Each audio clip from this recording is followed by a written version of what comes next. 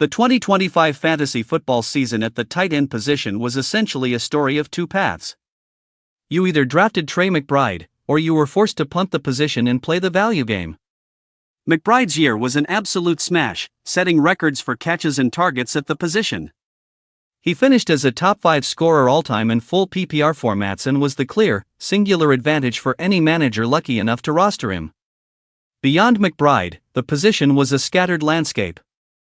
A look at the most common players on winning rosters shows a significant drop-off after him, with names like Harold Fannin Jr., Kyle Pitts Sr., and Brenton Strange appearing far less frequently.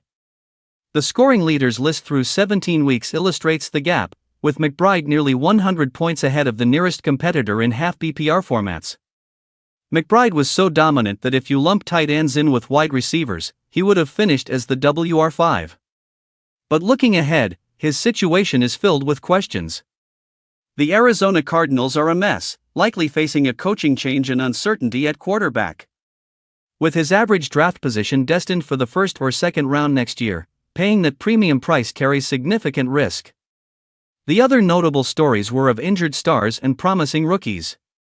George Kittle, Tucker Kraft, and Brock Bowers were all on impressive per-game paces before injuries derailed their seasons. Meanwhile, the rookie class shined.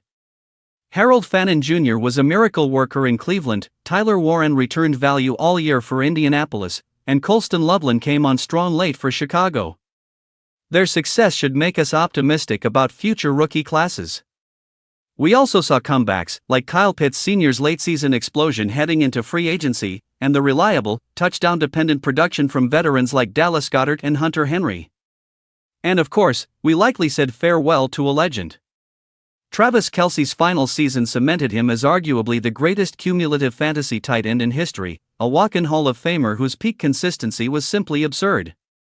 So as we turn the page, the early rankings for 2026 reflect this past year's lessons. Trey McBride sits atop the list, but with major caveats. He's followed by the injured elite with bounce-back potential, the standout rookies who have already arrived, and the steady veterans you can count on for production. The tight end position remains a puzzle, but this season provided a clearer picture of where to find the pieces.